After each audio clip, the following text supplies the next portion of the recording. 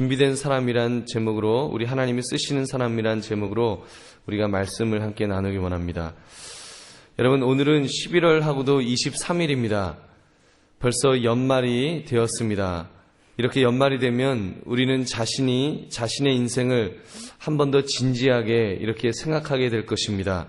내 인생은 어떠한가? 올해 한 해를 보람있게 보내었다고 말할 수 있을까? 내 인생은 지금 제대로 가고 있는지, 또 거기에 신앙적인 질문을 더한다면 하나님께서는 내가 어떻게 살기를 원하실까?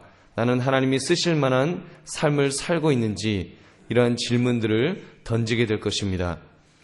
여러분, 그래서 앞으로 우리가 3주간에 걸쳐서 하나님이 쓰시는 사람이라는 주제를 가지고 어떻게 하면 하나님이 쓰시기에 합당한 삶을 살 수 있는지를 우리가 그런 질문을 던지면서 함께 말씀을 나누기를 원합니다.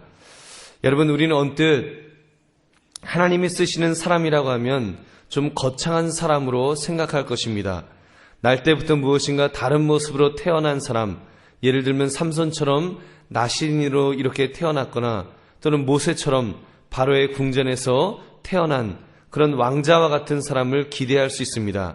근데 여러분, 과연 그렇게 꼭 특별한 사람만 하나님이 쓰시는 사람일까요? 우리는 오늘 본문에 나타난 이 온니엘을 살펴보기를 바랍니다. 그의 배경부터 이제 좀 보면서 과연 그가 우리와 그렇게 큰 차이가 나는 그런 인물인지를 살피면서 함께 은혜를 나누기 원합니다. 그의 살았던 시대적 배경을 보면 이렇습니다. 이스라엘 나라에 전쟁을 알지 못하는 젊은 새들이 생겼는데 그들이 주변 가나안 사람들에게 동화되어서 바알과 아세라와 같은 그런 우상을 섬기게 되었습니다. 그것은 하나님 앞에서 아주 큰 중대한 범죄였습니다. 하나님은 그들에게 진노하셨고 하나님은 그들을 메소포타미아 왕 구산 리사다임의 손에 그들을 파셨다고 했습니다. 그 왕은 티그리스와 유브라데스 강 사이에 있다 해서 메소포타미아라고 불리어지는 수리아 나라의 왕이었습니다. 오늘날의 시리아 동쪽과 그리고 이라크 북쪽 지방을 말하는 것입니다. 하나님은 바로 이 나라의 왕이었던 구산 리사다임으로 들어서 이스라엘 백성들을 이제 연단시키셨습니다. 자그마치 8년간을 그 리사다임을 섬기게 만들었습니다. 그들이 얼마나 고통스러워했는가는 그 왕의 이름에서도 우리가 쉽게 유추할 수 있습니다. 리사다임이란 두 배나 악하다는 뜻이 있습니다. 이 짧은 본문이지만 우리가 읽었던 이 본문 속에 그의 이름이 4번씩이나 반복해서 기록되어 있는 것만 봐도 그가 얼마나 악명이 높았는지를 우리가 쉽게 알 수 있을 것입니다. 그들이 원하지 않는, 이스라엘 백성들이 원하지 않는데도 그들은 공물을 바쳐야 했습니다. 그들의 아내와 딸들은 여정으로 팔려나갔습니다. 그들은 강제 노역을 해야 했으며 비싼 공물을 바칩니다. 그들은 말할 수 없는 압제 속에서 탄식하게 돼서 9절에 보면 이스라엘 자손이 여호와께 부르짖었다고 했습니다.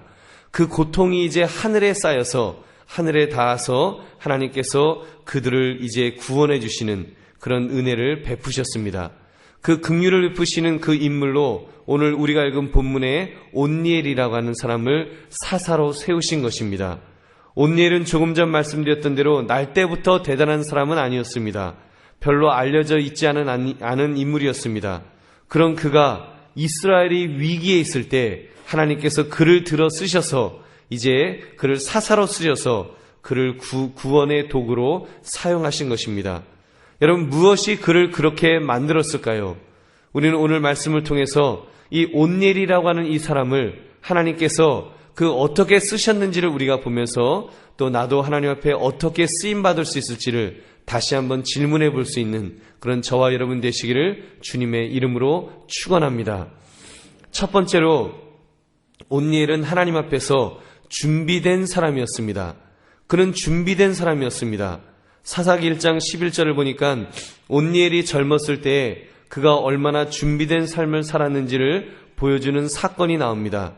여러분 아시는 대로 이스라엘 백성들이 출애굽할 때에 여호수아 시대 때 한참 그 가나안을 점령하고 들었습니다. 그때 여호수아의 동역자였던 갈렙이라는 사람이 기럇세벨을 공격하게 됩니다. 근데 그 젊은 사람들이 별로 안 따라주었던 것 같습니다. 그러자 갈렙은 사람들에게 말하기를 전쟁에 앞장서는 용감한 젊은이가 있다면 나의 딸 악사를 주겠다라고 그렇게 이야기했습니다. 그때 자신의 몸을 아끼지 않고 용감히 싸웠던 인물이 온니엘입니다. 그는 그 일로 인해서 아내를 얻고 기업을 얻을 수 있었습니다. 그러나 그 일은 그렇게 큰 일은 아니었습니다. 작은 일이었습니다. 그가 이스라엘 전체의 지도자로 인정받을 만한 그런 일은 아니라는 것입니다. 그런데 그때부터 그렇게 준비된 삶을 살았기 때문에 때가 되었을 때 전체 이스라엘 다스리는 사사로 온니엘이 쓰임받게 된 줄로 믿습니다. 여러분, 또한 그는 소개받을 때마다 갈렙의 아우요 그나스의 아들 온니엘이라고 소개됩니다. 일반적으로는 누구의 이름을 그렇게 부를 때에는 그 아들, 누구의 아들이라는 정도만 나옵니다. 근데 이 온니엘의 경우는 곧 갈렙의 아우라는 말이 추가되어 있습니다. 갈렙은 여호수아 14장 8절에 보면 하나님 여호와를 온전히 쫓았던 사람, 하나님 여호와를 온전히 쫓았던 사람이라고 그렇게 소개되고 있습니다. 그만큼 갈렙은 하나님 앞에서 이렇게 온전히 준비된 자였다는 것입니다. 그런 것처럼 이 온니엘 역시도 이제 갈렙이 삼촌쯤 되겠죠. 그 온니엘 역시도 그런 신앙적 교육을 잘 받은 인물임을 지금 이 갈렙의 아우라는 것을 통해서 우리는 이렇게 발견할 수 있습니다. 여러분, 무엇을 알 수 있습니까? 하나님에게 쓰임받기 위해서는 작은 일에 충성해야 하는 줄로 믿습니다. 여러분, 온니엘은 이미 갈렙이 제안했던 전투에 몸 던져 충성했던 인물입니다. 하나님은 작은 일에 충성한 그에게 더 큰 것을 맡겨주셨던 것입니다. 마침내 전체 이스라엘을 구원하는 사사로 그를 세우셨습니다. 특별히 그러한 인물은 하루아침에 이루어진 것이 아닙니다. 이미 어려서부터 갈렙처럼 신앙적으로 잘 훈련을 받았던 것입니다. 하나님 여호와를 온전히 쫓는 일에 이미 준비된 사람, 어려서부터 준비된 사람, 그런 사람을 하나님께서 잘 사용하신 줄로 믿습니다. 사랑하는 성도들, 여러분들은 어떻습니까? 하나님께서 쓰시기에 합당한 모습으로 준비되어 계시는지요? 여러분, 먼저 작은 일에 내가 얼마나 충성하고 있는지를 질문해 보시기 바랍니다. 어떤 분은 이렇게 말씀할 것입니다. 목사님, 왜 제게는 보잘것없는 일만 맡깁니까? 왜 저에게는 이렇게 주차장 봉사가 웬 말입니까? 왜 식당 봉사입니까? 아니, 나한테 화장실 청소 같은 그런 일을 나한테 맡길 수가 있습니까? 나는 틀로 말하면 나는 대틀입니다. 나는 아주 큰 사람입니다. 저한테 맡기시려면 적어도 장로님쯤 맡기시거나 아니면 회장님쯤 맡기셔야지 제가 좀 일할 수 있지 않겠습니까? 여러분, 혹시라도 그렇게 생각하는 분이 우리 한강교회는 한 분도 없으시겠지만 혹시 여러분 저 밑에 산 밑에는 혹시 있을지 모르는데 여러분, 그건 잘못된 생각입니다. 사랑하는 성도님들, 우리가 먼저 작은 일에 충성을 다할 수 있기를 바랍니다. 여러분, 전에 들리던 말에 의하면 이명박 대통령도 소망교회에서 10수년간 주차 봉사를 한 후에 그 다음에 장로님이 되셨다는 이야기를 들었습니다. 그렇습니다. 여러분, 비록 내게 맡겨진 일이 작은 일이라고 할지라도 그것을 충성스럽게 감당할 때 하나님께서 큰 일을 맡겨주실 줄 믿습니다.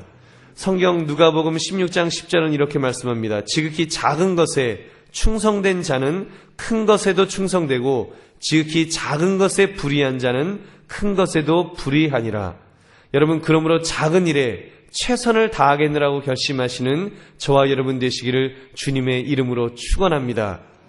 두 번째는 이 온니엘은 하나님이 세워주신 인물이었습니다. 하나님이 세우셨습니다. 9절에 보니까 이스라엘 자손이 여호와께 부르짖음에 여호와께서 그들을 위하여 한 구원자를 세워 구원하게 하시니 그는 곧 갈렙의 아우 그나스의 아들 온니엘이라.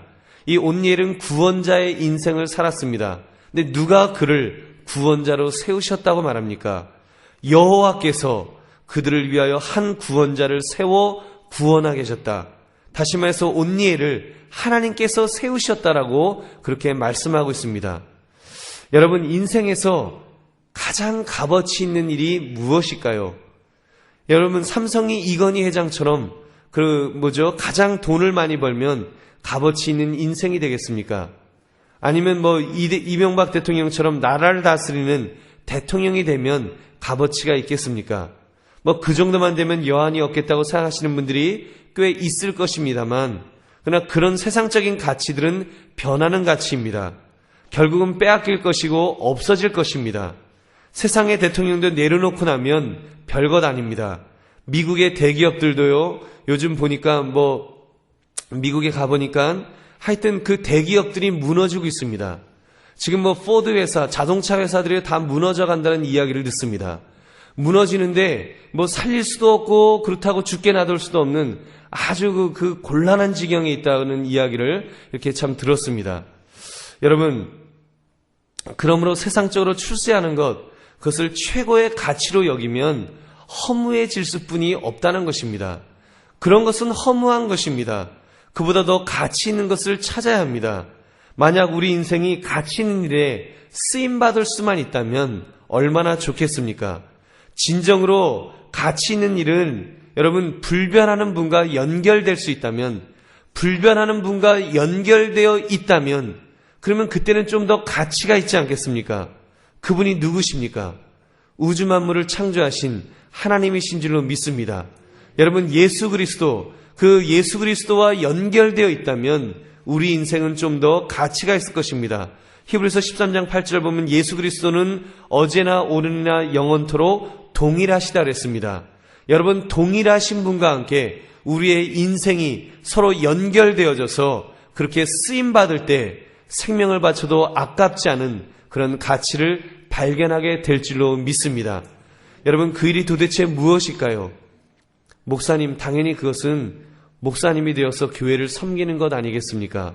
물론 이 일도 포함되겠지만 어떤 직업을 가지고 일하느냐보다는 누구에게 세움을 받아서 행하는가가 더 중요하다고 믿습니다. 여러분, 지금 온니엘은 하나님께서 세워주신 자가 되었다 그랬습니다. 부르심을 받았습니다. 하나님의 백성을 구원하는 일에 쓰임을 받았습니다. 여러분, 이스라엘 나라에 보면 많은 왕들이 있었습니다.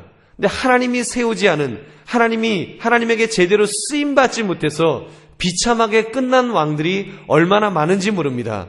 근데 하나님의 장중에 쓰임받아서 하나님이 세우셔서 바르게 쓰임받을 때 여러분, 그때 위대한 인생이 되게 되는 줄로 믿습니다. 단순한 민족의 구원자가 아닙니다. 하나님의 백성을 구원하는 일에 바로 우주 만물을 창조하신 전능자 하나님에게 쓰임을 받아서 하나님의 백성을 구원하는 일에 쓰임받게 된 줄로 믿습니다. 사랑하는 성도님들, 여러분들도 이 온니엘처럼 쓰임받을 수 있습니다. 꼭 신학교에 가지 않아도 여러분의 삶의 현장에서, 가정에서, 직장에서도 얼마든지 쓰임받을 수 있습니다. 여러분, 주님 앞에 이런 기도를 한번 해보십시오. 주여, 나를 사용하여 주옵소서. 제가 주님을 위해서 할 수 있는 일이 무엇이 있습니까? 주님, 내가 무엇을 어떻게 하면 하나님 기뻐하시겠습니까? 한번 질문해 보시기 바랍니다. 그러면서 기도를 하면서 주님께서 여러분의 가정에서, 직장에서 하나님이 기뻐하시는 삶이 무엇인지를 알려주실 것입니다. 여러분, 성경 말씀을 통해서 깨달음을 주실 것입니다. 설교 말씀을 통해서 도전을 주실 것입니다. 그 일에 그때마다 순종하십시오. 그 말씀대로 순종하십시오. 그렇게 될 때 지금까지 여러분이 하셨던 그 일에 가장 가치 있는 의미가 부여되게 될 줄로 믿습니다. 여러분이 지금 하고 있는 일이 가치가 없는 것이 아니라 여러분의 그 일에 가치가 부여되어 있지 않기 때문에, 의미가 부여되어 있지 않기 때문에 내가 왜 사나? 내가 뭐하고 사나? 내가 매일매일 똑같은 일을, 똑같은 직장 가서 똑같은 일을 반복해야 하는가? 허무감이 드는 것입니다. 하나님께서 여러분의 삶 속에 의미를 부여하시는 그 순간부터 여러분은 참으로 하나님 앞에서 가치 있는 인생을 사는 그런 성도들이 되게 되는 줄로 믿습니다. 여러분, 그것이 사명입니다.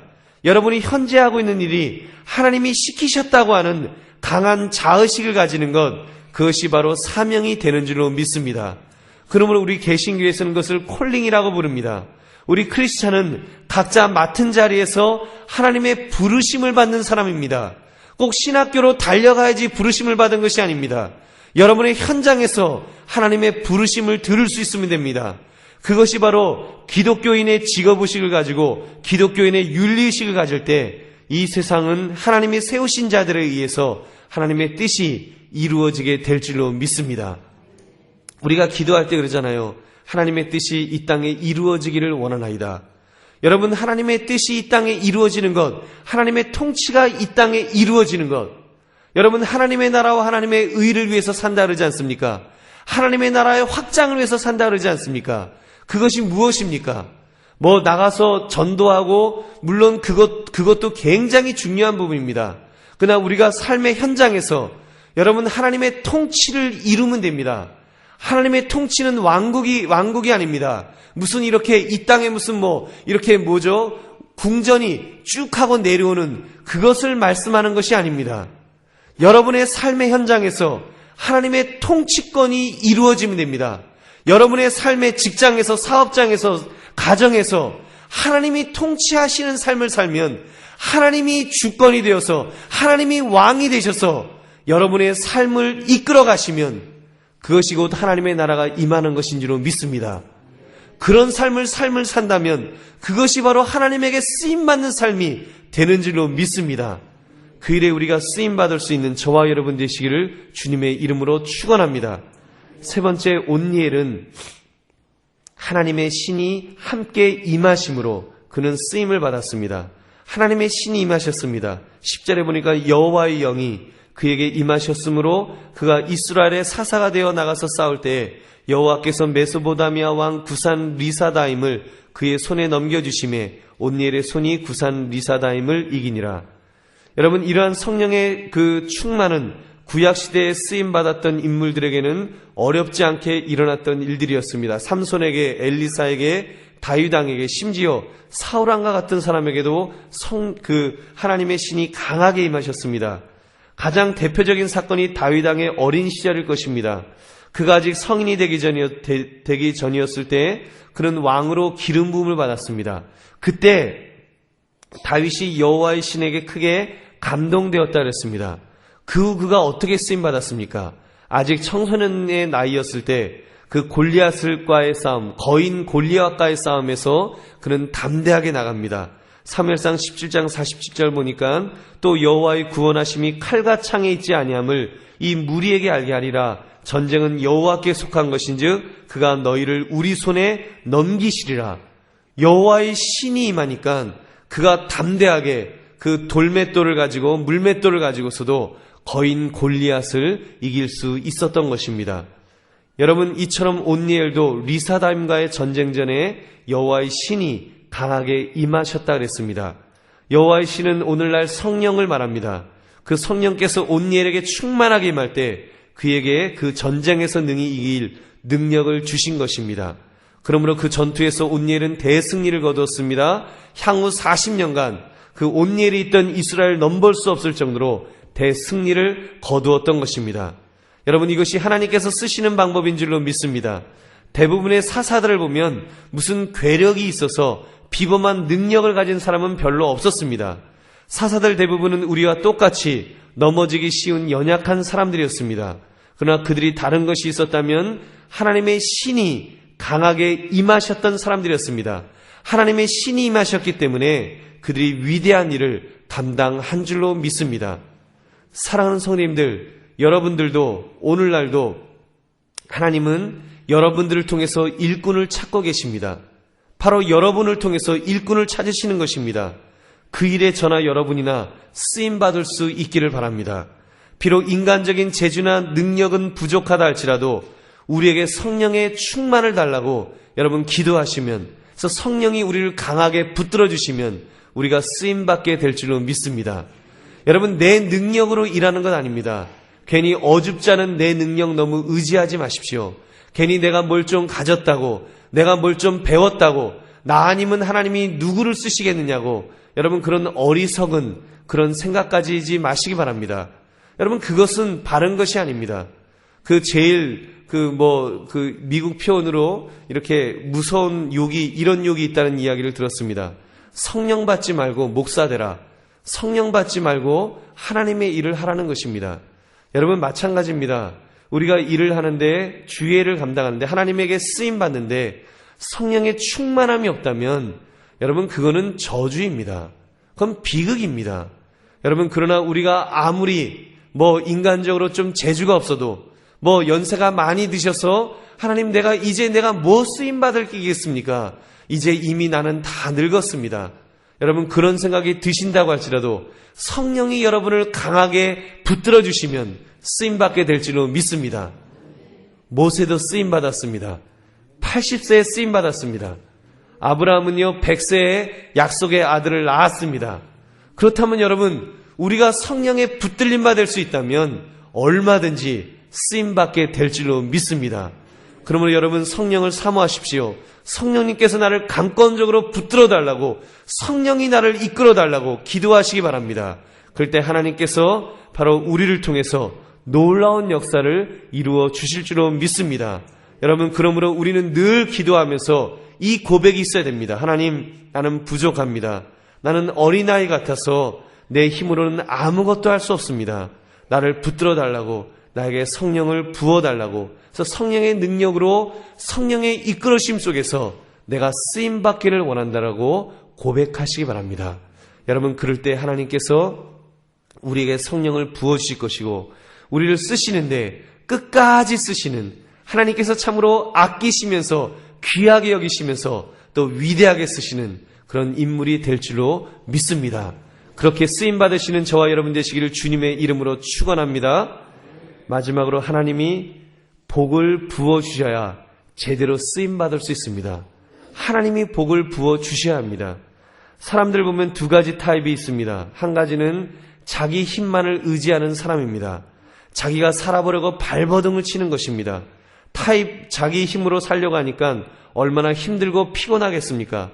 쩔쩔매면서 수단 방법을 가리지 않고 안간힘을 쓰면서 살게 될 것입니다. 반면에 자기 힘이 아니라 하나님의 힘으로 사는 사람이 있습니다. 즉 하나님이 부어주시는 복을 받아 사는 사람입니다. 오늘 본문 11절을 보면 온니엘에 대해서 이렇게 평가합니다. 그 땅이 태평한 지 40년에 그나스의 아들 온니엘이 죽었더라. 온니엘이 죽기까지 장장 40년간 이스라엘 땅에 평화가 찾아왔다는 것입니다. 평화가 지켜졌다는 것입니다.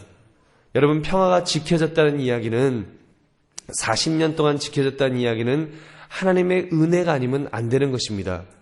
물론 자기도 힘이 세야 되겠죠. 이스라엘 나라도 힘이 있어야 되겠지만 더 중요한 것은 주변 나라에 침략하고자 하는 그런 악한 왕이 없어야 됩니다. 여러분 아무리 자기가 힘이 세도 알렉산더 대왕 같은 그런 강력한 군주가 나타나갖고 막 나라를, 그 세계를 점령하기 위해서 공격해 들어오면 할 수 없이 싸워야 되는 것입니다. 근데 40년간 그 평화가 유지될 수 있었던 것은 물론 온니엘도 강한 면이 있겠지만 그보다는 하나님께서 그 나라를 지켜주셨기 때문인 줄로 믿습니다. 여러분 그래서 온니엘에 살았던 그 40년간 그 평화가 있어서 아무도 그들을 공격하지 못하는 그런 평안한 삶을 온니엘 한 사람 때문에 만약에 이루어졌더라면 여러분 그것처럼 가치 있는 일이 어디 있겠습니까? 이 세상에서 없어서는 안 될 가장 중요한 존재가 된 줄로 믿습니다. 여러분 이 세상에는 세 가지 부류의 인생이 있다고 믿습니다. 첫째는 그저 있으나 없으나 한 사람이 있습니다. 아무런 꿈도 없고 희망도 없이 그냥 자기 밥만 먹고 살려고 하는 사람입니다. 둘째는 있으면 안 되는 사람입니다. 세상에 해를 끼치는 사람도 있습니다. 세 번째는 없어서는 안 되는 사람입니다. 누구입니까? 온니엘처럼 하나님이 쓰시는 인물. 그래서 그 사람으로 인해서 다른 많은 사람들이 구원을 받고 그리고 평안을 누릴 수 있는 그런 사람이 되면 얼마나 좋겠습니까? 여러분 없어서는 안 되는 사람 어떤 사람입니까? 다른 사람에게 복을 끼치는 사람이 되면 되지 않겠습니까? 여러분 그래서 창세기 12장에 보면 하나님께서 아브라함에게 이렇게 그런 인생에 대해서 이렇게 말씀하였습니다. 내가 너로 큰 민족을 이루고 내게 복을 주어 내 이름을 창대하게 하리니 너는 복이 될지라. 너를 축복하는 자에게는 내가 복을 내리고 너를 저주하는 자에게는 내가 저주하리니 땅의 모든 족속이 너로 말미암아 복을 얻을 것이라 하신지라. 복의 근원, 그래서 복을 끼치는 사람, 모든 족속이 한 사람으로 인하여 복을 얻을 수 있다라고 약속하셨던 것입니다. 사랑하는 성도님들, 복 받고 싶으시죠? 복 받고 싶으시죠? 솔직히 다 복 받고 싶어 합니다. 저도 복 받고 싶어 하고, 그저 우리나라 사람은 그냥 복이라 그러면 사족을 못 쓸 정도로 아주 복을 좋아합니다. 여러분, 기왕 복을 받으시려면 차고 넘치는 복을 받으시기를 주님의 이름으로 축원합니다. 괜히 찌끔 받아갖고 혼자 잘 먹고 잘 살려고 하지 마시고, 기왕 받으시려면 여러분 막 차고 넘치는 복을 받아서 여러분 복의 근원이 되어져서 그 복을 다른 사람들에게까지 끼칠 수 있는 복의 근원 되시기를 주님의 이름으로 축원합니다. 여러분, 우리가 그런 복 받아야 됩니다.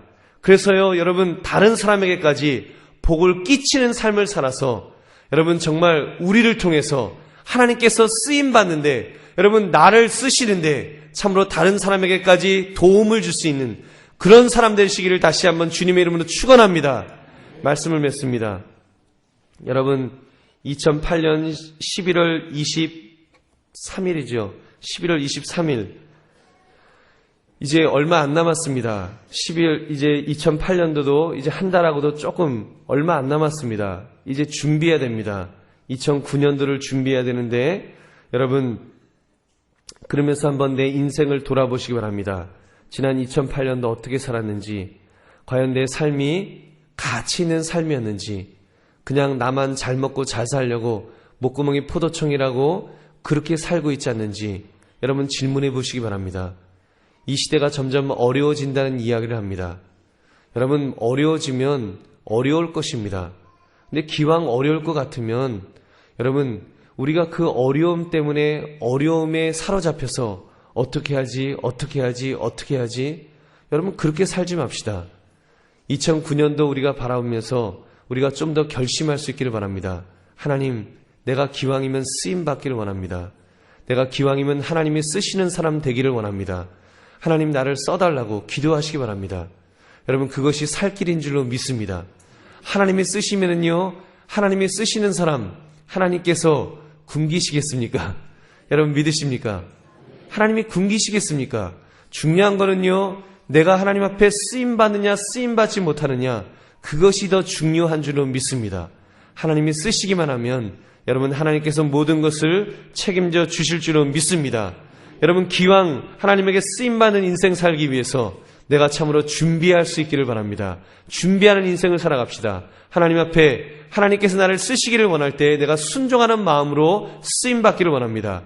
하나님이 쓰시기를 원하실 때 내가 성령 충만을 달라고 기도하면서 성령 충만으로 준비하시기 바랍니다. 하나님이 쓰시기를 원하실 때 참으로 내가 복의 근원이 되어져서 하나님 나에게 복을 많이 주셔서 내가 받은 복을 가지고 다른 사람에게까지 복을 끼치는 자가 되게 해달라고 여러분 그렇게 기도하시기 바랍니다. 내가 가는 곳에 회사가 살게 해달라고 기도하시기 바랍니다. 내가 가는 곳에 문제들이 해결되게 해달라고, 여러분 내가 가는 곳에 복이 넘치게 해달라고 여러분 그런 기도하시기 바랍니다. 그래서 하나님 앞에 우리가 쓰임받기를 원합니다. 여러분, 특별히 여러분에게 다시 한번 말씀드리지만 여러분의 자녀들을 준비시키십시오. 여러분의 자녀들을 잘 키우시기 바랍니다. 믿음으로 키우시기 바랍니다. 그래서 그냥 공부만 잘하는 아이들을 키우지 마십시오. 그 아이들에게 비전을, 꿈을 심어주시기 바랍니다. 이 지역을 품을 수 있는 아이로, 이 나라를 가슴에 품을 수 있는 아이로 그렇게 키우시기 바랍니다. 여러분께서 그 자녀들이 특별 새벽기도회 때도 말씀드리지 않았습니까? 10명을 먹여 살릴 수 있는 자녀로 키우시기 바랍니다. 100명을 먹이는 자녀로 키우시기 바랍니다. 1000명을 먹이는 자녀로, 10,000명을 먹이는 자녀로, 10만 명을 먹이는 자녀로 키우시기 바랍니다. 여러분, 이 시대에는 더 그런 사람이 필요합니다. 이 시대는요, 그런 인물이 필요합니다. 삼성이나 이런 모든 회사들이요, 그런 인재가 필요해서, 그런 인물이 필요해서 정말 10만 명을 먹여 살리는 그 한 사람을 위해서는 자기들이 무엇을 주어도 아깝지 않다고, 백지수표를 주어도, 제트기를 보내주어도 아깝지 않다고 말하면서 그런 인재를 갈급해하고 있습니다. 여러분, 그런 인재가 우리 한강교회 자녀들을 통해서 나타나기를 주님의 이름으로 축원합니다. 여러분의 자녀를 통해서 나타나기를 주님의 이름으로 축원합니다. 여러분께서 참으로 우리를 통해서, 우리의 자녀들을 통해서 앞으로 민족의 지도자도 나타나기를 원합니다. 여러분, 앞으로 대통령 나타나는데 좀 국민들에게 욕먹는 대통령이 아니라 여러분 정말 주님 앞에 제대로 쓰임받을 수 있는, 정말 하나님이 귀하게 쓰셔서 야, 역시 예수 믿는 사람은 다르다라고 모든 믿지 않는 사람들이 두 손 두 발 완전히 들 수 있는 그런 위대한 지도자가 우리 한강교회를 통해서 나타나기를 주님의 이름으로 축원합니다. 여러분, 우리 자녀들이 그렇게 쓰임받기를 원합니다. 여러분, 지금 있는 삶의 현장에서 그렇게 쓰임받으십시오. 하고 있는 여러분의 일, 여러분 그 일의 최고가 되시기 바랍니다. 하나님 앞에 기도하시면서 하나님 내게 성령의 충만을 달라고 기도하면서 일하실 때 여러분, 하나님께서 여러분을 쓰실 줄로 믿습니다. 여러분의 직장에서 최고로 만들어 주실 것입니다. 여러분, 그것이 중요합니다. 내가 무엇을 하든지 어떤 일을 하든지 내 삶의 현장에서 최고가 될 수 있다면 주께서 붙들어 주셔서 나를 그렇게 쓰임받도록 해주신다면 여러분, 그것이 가치 있는 인생이 되게 될 줄로 믿습니다. 그것이 하나님이 쓰시는 사람입니다. 그렇게 쓰임받으시는 저와 여러분 되시기를 주님의 이름으로 다시 한번 축원합니다. 한마디만 더 드리면, 지난주 특세 때 자녀들에 대한 꿈과 비전을 담아서 우리가 감사헌금을 드렸습니다. 한 170만 원 넘게 감사헌금이 이렇게 드려졌습니다. 이 지역의 가난한 아이들에게 그것이 전달될 것입니다. 여러분, 장학금으로 전달될 것입니다. 그 돈이 전달될 때 여러분의 자녀에게 남을 먹여 살릴 수 있는 그런 복이 임하게 될 줄로 믿습니다. 여러분, 우리가 주님 앞에서 정말 우리 그냥 한 번 왔다가 한 번 가는 인생인데 나 하나 잘 먹고 잘 사는 것이 아니라 그냥 내 가족 먹여 살리고 끝나는 것이 아니라 다른 사람에게까지 영향력을 끼치는 하나님의 장중에 쓰임받는 그런 저와 여러분 되시기를 다시 한번 주님의 이름으로 축원합니다. 기도하겠습니다. 우리 함께 통성으로 기도하기를 원합니다. 하나님,